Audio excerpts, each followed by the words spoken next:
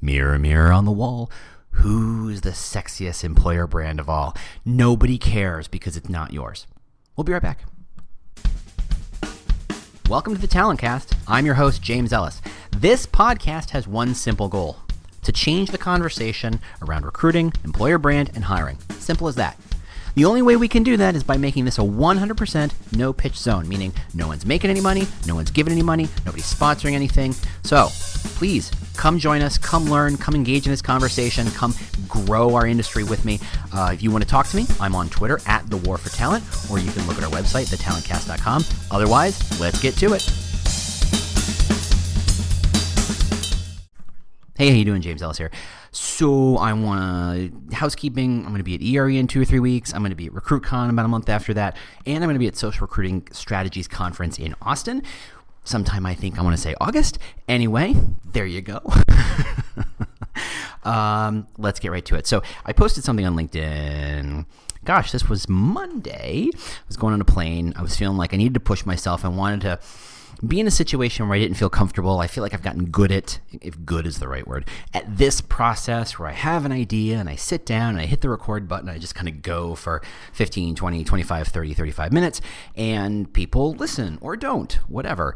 I want to try and switch it up. And while I've asked people for thoughts or ideas or concerns, and thanks to the handful of people who've done it before, I really want to really get people to ask what the questions are, what the issues are, what the concerns are, or really what the conversation's about. I feel like in a lot of ways we answer the same questions over and over again. And I wanted to not do that anymore. I want to get out of my comfort zone just a smidge. And I want to thank Christine Bauman on LinkedIn for actually asking this question. I'm going to try and read some of this because, you know, to show you that I'm not making this up. Okay, so we manufacture tops to bottles. How can I make that sexy? How can I make an exciting career opportunity for folks? And that's honestly a great example of a conversation we all have, or a conversation we've all thought in our head. And that is, the truth is, how do you make a brand sexy? How do you make your employer brand sexy? And I use the word sexy a lot, not in a sexist kind of way, but simply because we all understand that means. It's got that sizzle, right? It's exciting, it's emotional, it's percolating, it's fantastic, and we want a sexy employer brand. You know who has a sexy employer brand right now? GE, at least within the industry, right? We all talk about it. They do a great job. Those commercials are fantastic. Anybody looked at their stock price lately? No? You should do that. They're having a bad year, really bad year or 2 or 3. I don't think correlating what's the sexy brand doing, we should all do that, is in any way, shape, or form a good idea. The truth is, if you have, and based on my thin Google search research, anywhere from 18 to 25 million businesses in North America, they're all wanting to be sexy on some level. My mother, who up until a year ago owned a 5 or 6 person faux finishing high-end painting business in Houston, Texas, she wanted her brand to be sexy and her employer brand to be sexy, but she would also complain how hard it was to hire. And the truth is, while we talk about how hard it is to hire and we use developers as our kind of litmus test of, if developers will find you, that must mean you have a sexy brand. The truth is nobody's having a good time hiring. It's really hard to hire everybody. And everybody thinks the answer is a sexier employer brand. I have some issues with that. What? Really? Yes, it's true. So here, a quick show of hands. Who here thinks they're hot? That they themselves are absolutely attractive and attractive to the members of the opposite or same sex, depending on your particular flavor. How many people think you're hot? Yeah, my hand's not raised. Not even close. I do not think I'm hot. I do not think I'm sexy. I do not think I'm that attractive. Whatever, this is not me fishing. However, married, has a kid. I found someone who I think is attractive and I think is fantastic. She thinks, for some god-awful reason, thinks I'm attractive, or at least vaguely enough to look at me now and then. It's fantastic. It's great. And to be perfectly honest, I've been married before. To be perfectly even honester, I've been married before that. So somehow, this deeply unsexy human being that you hear before you has had no problems finding partners and getting married. Why on earth am I bringing this up? This isn't a straight up TMI, though frankly, it's probably bordering on that. But the truth is, you don't need to be sexy to get success in employer branding. I think the focus on sexiness is easy, and I think it's facile. I think it's too simple. It's too, how many deeply sexy employer brands are there? 10? 20? Let's, go hit Jorgen's podcast and look at all the companies he's talking to. You've got maybe 100 out of 18 to 25 million, and I'm not even counting the European and Asian brands, not to mention the African brands, of which I know virtually none. How is it possible? If we use those as the North Stars, if they're the sexy ones, what are the rest of us going to do? Right? It's almost as if we're living in that Dove commercial where, you see all these women who are gorgeous and models and photoshopped to within an inch of their lives, and Dove comes out and says, these are real women and they have different curves and different shapes and different sizes and all that good stuff, and they're all still very attractive and beautiful in their own way. And that's true. And so is your employer brand. You don't need to be competing with the Googles, Facebooks, Apples, Amazons, Netflix, whatever, Uber, well, maybe not today, but whatever brand in your industry is sexy, if that's the right word, you don't need to be that. The truth is, employer brand is a lot more like how you find a mate. Now, and to be fair, recruiting has long stood in this idea that, sales is like a relationship, recruiting is like a relationship. It's very much like finding a partner, and it's 100,000% true, and I'm not going to beat that dead horse, but I think the same thing extends to the employer brand, right? The employer brand ultimately is a reason why. It's why should I work for you? And I don't know who you're hiring that why needs to be sexy, right? You are not, if you are a bottle top cap manufacturer, and I didn't do any research on Christine Bauman's business or company, so I don't know, but if you're, and to be fair, bottle caps and bottle tops don't really sound sexy in any way, shape, or form. But if you are that, how do you attract great talent? Well, first off, you have to ask yourself, one, are you trying to attract talent away from the obvious sexy brands like Google, Facebook, et cetera, et cetera? Are you? Who's the person who's saying, well, I have a job offer at Google and I have a job offer at Bottle Cap X company? How, is that happening? Is that really a concern? No, probably not. Even if you're hiring development skills or mechanical engineers, which I guess on some level you are, I don't think you're competing in Google's neck of the woods. Are you a bottle cap manufacturer in the Valley? If yes, okay, you've picked a tough place to do business, true. Even if you're not, your chances are you're not really competing with those super sexy brands. So what are you competing against? You're competing with a real why, a core why. Much in the same way that when you go out on a Saturday or Friday night to go party and maybe pick somebody up, you want to look your best, but you're not competing against everybody in the room, right? You go into a bar, I don't care if you're towards the top end of the spectrum or the bottom of the spectrum, you have a chance to meet someone, who you find interesting and attractive and do what you got to do after that. And again, trying to avoid TMI here, but the truth is it connects. And I did just call this one the unsexy employer brand. So clearly I was willing to wander deep afield into this. But the truth is anybody has a shot at meeting somebody and going home with them, if that's your intent. And I think if in this metaphor of employer brand and recruiting and sales, let's call hooking up the ultimate test of the employer brand. If your employer brand can get people to apply and accept your jobs, you've got a sexy employer brand. The truth is we're not all sexy. And bottle caps and plumbers and electrical generator installers and dental hygienists and the janitors. People gotta scrub dishes somewhere. The truth is those jobs, no matter what the employer brand is, they're not sexy. I don't know that someone who's looking for a dishwasher job goes, oh, Le Cirque, fantastic, I have to work there. It is my ultimate goal to wash dishes at the Four Seasons. No, I don't think so. Their job is to wash dishes. There's not a lot of sexiness imparted upon to those people just because they wash the dishes of a 5-star restaurant, right? It's still washing dishes. It's still a pretty ugly job, an unpleasant job, an unfun job, and not a well-paid job. No matter what. It's not a sexy issue. It's simply a matter of appealing to the why. If it turns out that someone makes the same amount of money washing dishes at Le Cirque and Four Seasons, 5-star restaurants, as it does washing dishes at a diner or a Waffle House, what's the choice? The choice isn't that one is sexier and one isn't. The choice is the why. Is it better tips? Well, actually, back of the house in most places aren't in the U.S. anyway, aren't allowed to get tips. And in Europe, you're like, what's a tip? Or at least it's not quite so widespread as it is here.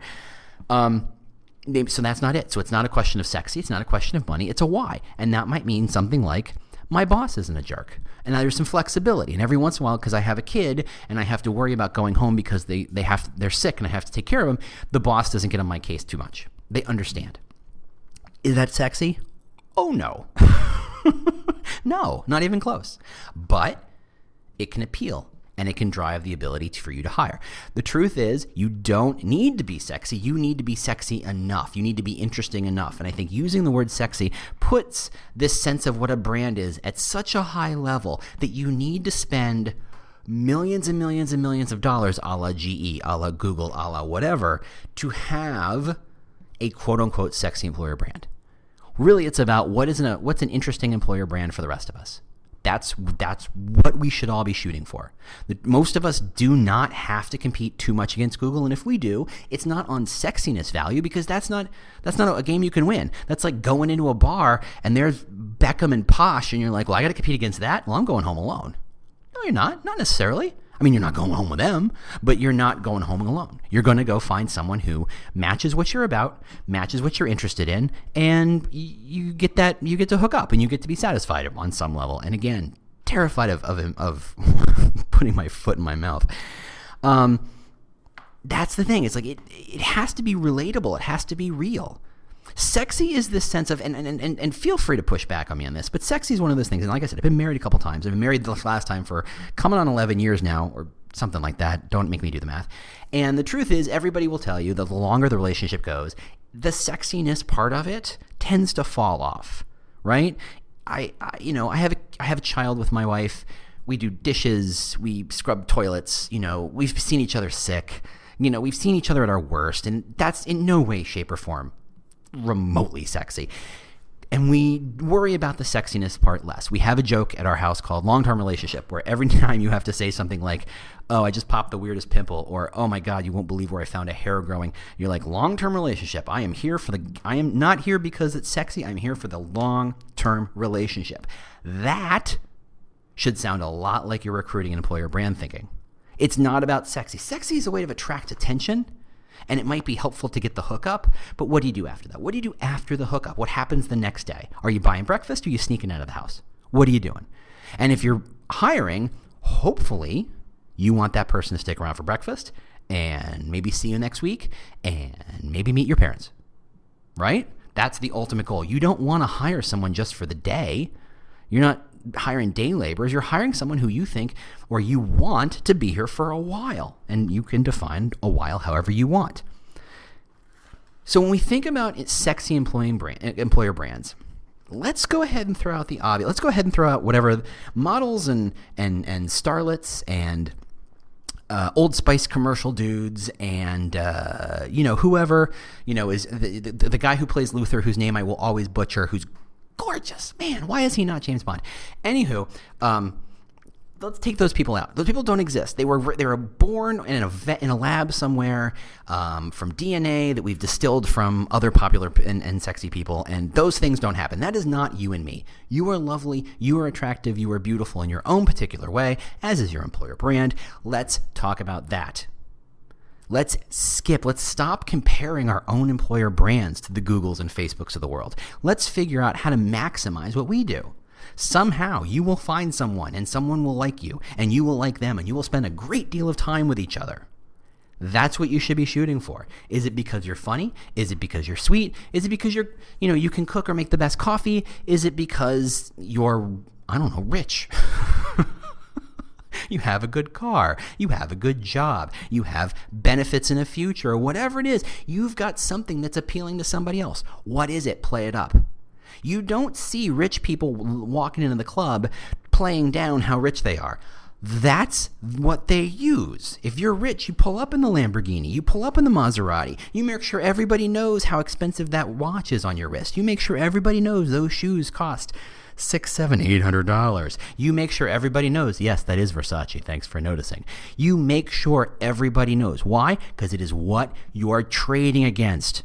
No one has asked you if you're funny. No one has asked you if you're nice. No one has asked you if you are kind to the wait staff. No one has asked you if you like puppies. No one has asked you for your fire or water sign. No one has asked you whether you prefer Coke or Pepsi, right? Nobody cares about that. You have playing on the fact that you're rich, and good for you. Everybody that's what I mean by playing your own game. You have to play your game. If you try and compete against the Googles and Facebooks, unless you have their resources and previously existing brand name, you're screwed. If you try and compete against Posh and Beckham and try to compete straight up on fame, wealth, and looks, I don't know who you are that you think you can do that. Congratulations on that level of confidence I will never understand. But no, it's not happening. It's not happening. It is not. It simply isn't. So stop. Maybe you can play off the fact that you are nicer, or that you are more flexible, and that got weird. Or you can play whatever it is. You have something that you can play up. And if we go back to the bottle cap factory, what makes you different in any way, shape, or form? Figure it out and play it up. Are you nice? Do you have great eyes? Do you have great legs? Do you have, a fantastic musculature, even though your face looks like something people should put paper bags over? Do you have the most amazing personality? Are you funny as all get out? Whatever it is, play it up. That's the problem with employer brand, is the entire industry is trying to tell you, look at these other companies. And I'm sorry, Jorgen, if you listen, I don't know if you do. I definitely listen to yours. You always ask, what's the brand that everybody should be looking at? And I don't care. It doesn't make sense. I don't want to know what the sexy brand of today is, because I will never be that sexy brand. The companies I work with will never be that sexy brand. If they were, they wouldn't need help, right? They don't need help. Posh and Becks do not need advice on how to look more attractive. They got that covered. They have no problems finding people to find them attractive in whatever shape or form that is, and I don't judge, I don't care. Whatever. And why I got to Posh and Becks, how did I land on that of all the people? Anyway, there you go. You don't compare yourself to those brands. Don't look at what GE's doing. You know why GE is such a sexy brand? Because it took a stack of money taller than you and spent it on primetime commercials. Are you prepared to do that? No? Then stop it. It's like comparing yourself to a porn star. Don't do that. Don't do that. I don't care if you're a guy or girl. Don't do that. Everybody comes away lacking and feeling less than. Those people are barely people. They're raised in a lab. You can't compare. They are the 0.00001% of the world. Do not compare yourself to those people. You're not going to win. Taking a break, you get to hear some drums. I'll be right back. Quick interruption. The goal here is to change the conversation around recruiting, hiring, and employer brand. The only way we can achieve that goal is with your help, and that is not with money, not with sponsorship. No. It's to just simply share us and review us. Simple as that. Just review us wherever you get podcasts, share us on social media, say nice things about us or complain about us. That really is completely fair. That's all we really ask. That's all. Thanks so much for joining us, and let's get back to the show. So, if you're not the sexiest brand in the universe, and guess what? I hope I'm not the one who has to tell you this. You're not. You're not. What is a brand? How do you leverage a brand so that you can be a bottle cap factory or manufacturer or supplier or distributor, whatever it is that Christine works with, and still find a way to get talent? Well, that's easy. You figure out what you're about. A brand is a brand is a lot of things, and I think in our next episode or two, I'm going to kind of do a deep dive into more academic what's a brand, because I feel like the number of presentations I go to where they talk about employer brand without actually saying what they think an employer brand is boggles the mind. We're not talking about cars. We're talking about something that is a concept, and you have to have clear definitions for, okay? You gotta. I'm sorry. And for anybody who I've seen recently, and if you are listening, you know who you are, you need to define your terms. An employer brand can be a kind of shorthand. It can be a kind of reason why. So, for example, and I go back to the well on this one all the time. There's a software company in Cary, North Carolina, just outside of Raleigh, North Carolina, SAS, and they do statistical software, right? Yeah, that's right. Not SPS. They're akin to SPSS. For those of you who did grad school and had to use statistical software, SPSS and SAS were at the time competitors, and I don't know if they are still because it was a while ago.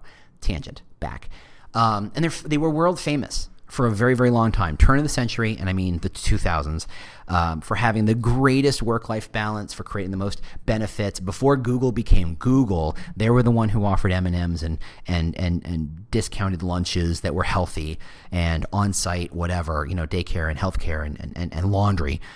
Before Google really could spend all the money on just stuff. And they're famous for it, right?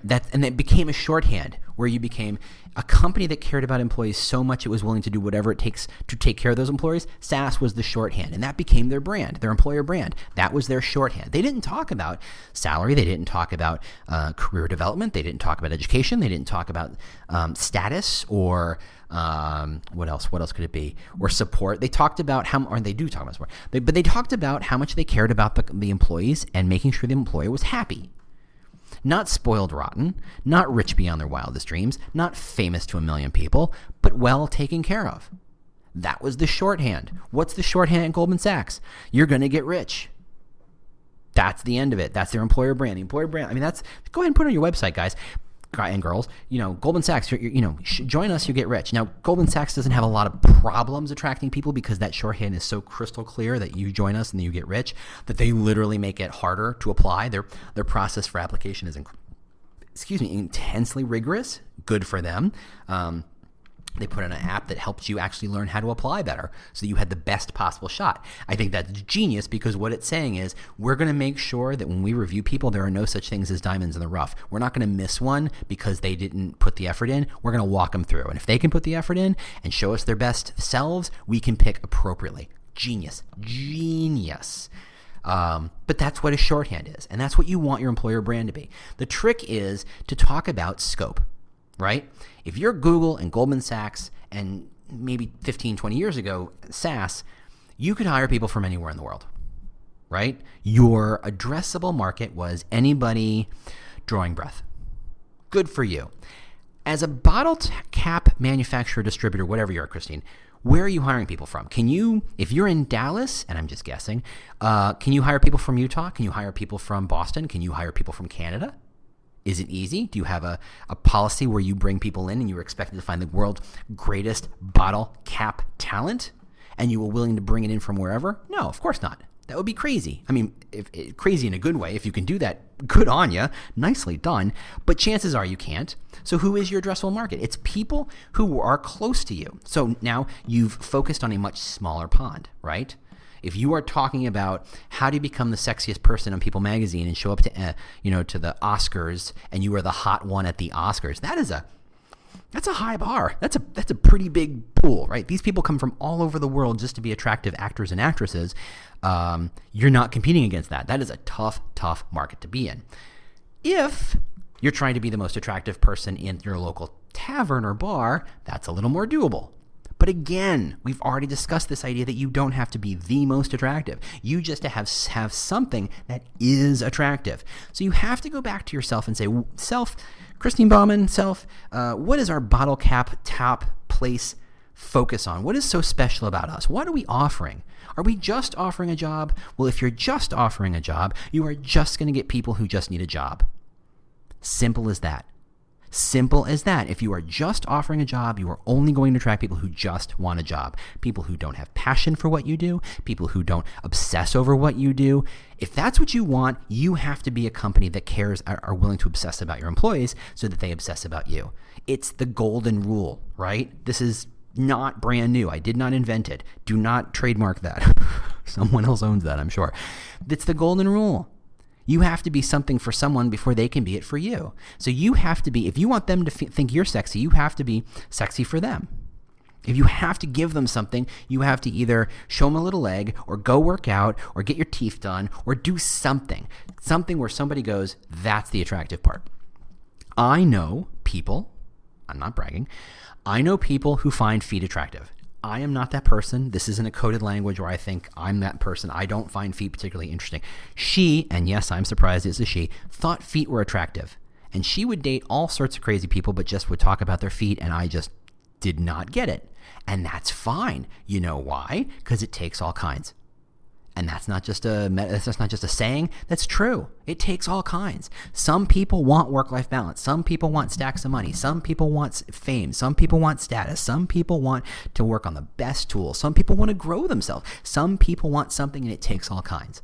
The trick is you have to be willing to say, I only want people who like feet. I have the hottest feet you've ever seen, and there are a handful. There's the 5% nation of people who think feet are attractive, and those are my people, and they're going to apply for me. So what is your 5% nation of? Is it you've got a teeny tiny nose, or is it you've got a big old honker? People find both of those things attractive, right? That's the trick. I always hate those things like, what do guys like or what do girls like? It's like everything. We like everything. We like something, but it's all across the map. There are people who like teeny tiny noses, like people like big noses. There are people like lots of hair. There are people like no hair. There are people like red and blonde and brown and black and all sorts of different hair colors and color long. There is no, this is what guys like. There is no aggregate guys. There is no aggregate girls. There is no aggregate employer. There's no aggregate job seeker. Your job's not to appeal to everyone. Your job is to understand what makes you interesting and different and project that out to let the people who do like that sort of thing go, that's what I like. To be the person at the bar where you're like, man, look at those feet, or man, look at that nose, or whatever. I think eyebrows are really attractive for some reason. I'm always drawn. I'm like, those are interesting. Those are attractive eyebrows. They're eyebrows. They're hair on your face. What the hell? I didn't pick anybody because of it, but I find them interesting. And if I find them interesting, other people find them interesting. People find chins interesting, or teeth, or laughs, or, accents. Oh my goodness, right? Accents? You know that everybody knows somebody who thinks a particular accent is hot. Accents. Put on an accent. Know what your accent is. That's the trick. Your job is not to be sexy to everybody. Your job is to not worry about trying to be sexy to everybody. Your job is to be sexy for a very, very particular kind of person and to own it, right? We all know that guy or girl who on the face of it is not all that. They're not working with much. But for some reason, they know the one thing they do have, and they're incredibly confident because of it. This turned into a very strange podcast, right? This became a little more self-helpy than I expected it, but there you go. But we all know that person who's not classically attractive or even alternatively attractive, but just like, meh, they're whatever. But they know they have the most amazing eyes or skin or hair or laugh or money or whatever it is, right? They know that they're tattooed up, and they know people who love tattoos are going to love them. They have that confidence. They're not trying to appeal to everyone. They're trying to appeal to a very particular kind of person. And that kind of confidence effectively is the strength of that brand, right? If you say, hey, would you please apply? And you're desperate for those applications, you're desperate. You're the very desperate person at the bar.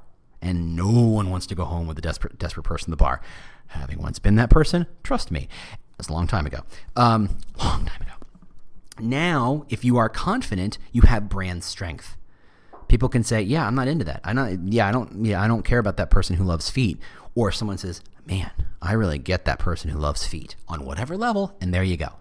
That's the answer. If you try to hold yourself to how do I be sexy and you're comparing yourself to the GEs and Googles of the world, you're in for a world of hurt. You're in for a world of pain. You're in for a lot of nights at home waiting for the phone to ring, proverbially, and crying into your pillow. And I don't want that for you. I really don't. I think you can do better. I think you can deserve more. I think you can find people who not just are at your level, and I think that's sad. I don't want to talk about that, but simply who get what you're about, who are adjacent to you or connected to you or within your addressable market, who want to find you. So you, Christine Bauman, talent person for a bottle cap factory, and man, I would never have guessed Bottle Cap Factory as an example for this, so thank you for this, for pushing it. But you've got to figure out what it is. Is it your healthcare plan? Is it your hours? Is it your flexibility? Is it the cleanliness of your facilities? What is it? If you're a commodity, okay, well then you got to dress it up a little bit. You got to give it something, right? Commodity is the concept of everything is interchangeable. You can swap out X brand tomatoes for Y brand tomatoes, because when you go to the grocery store, do you shop tomatoes by brand? No, you pick up the tomatoes that are right there. The fact that they put a brand on produce boggles my mind. I don't get that at all. But that's a commodity. It's a tomato. You need a tomato. You need a kind of tomato. It's a size, it's a shape, it's a color. You pick it. You don't care what brand. They're all commodities. Is your job a commodity? Is it just a job for whatever people who need a job? That's all you're going to get. Maybe you need to find a way to focus on something. Maybe once a quarter you go volunteer. You are going to attract people who would love to volunteer and help the world on some level, but don't know how to do it or don't know how to do it at their job. You are going, just have something. Have something. Find something. It doesn't have to be about spending money. It just has to be about focusing on something and having your company be about something. Anything. Figure it out. And until you figure it out, you're just going to be the desperate person at the bar forever, and I don't want that for you. So there's my podcast. Thanks so much for listening. As always, share this out. I love it when this gets shared out to other people and I find new fans. It's always fun to look at my metrics and see in the middle of the day, randomly, 40 people, or one person downloaded 40 episodes, or a handful of people download a bunch of episodes. Always fun spikes. I always like seeing that. It's kind of magical. So thanks for sharing. Thanks for reviewing us. Otherwise, I will talk to you next week. And the LinkedIn post on my LinkedIn, and you know who I am, and you can find me. That's pretty easy. Is still open. So if you have other ideas or you have other things you want to talk about, I will be looking at the other comments. I just wanted to start with this one. Thank you so much for commenting, Christine, and letting me talk about you like this. I don't know that you agree to that, but there you go. And I will talk to you all next week. Bye. The world's best-known investor and Wall Street expert Warren Buffett once said, "Wall Street is the only place that people ride to in a Rolls-Royce to get advice from those who take the subway." Mr. Buffett's quote is remarkably accurate, but how many people would rather receive advice from him than someone simply guessing? Welcome to Buy, Hold, Sell, your single source for Wall Street knowledge and profitable guidance. Please join me, Todd Schoenberger, and fellow trader Tobin Smith, as well as host Veronica Dudo, for a podcast known to move the needle for investors. Tobin and I are seasoned Wall Street executives with deep investment experience, and we are prepared to share our advice to those who choose to listen. Download Buy, Hold, Sell today on the Evergreen Podcast Network or your favorite podcast channel.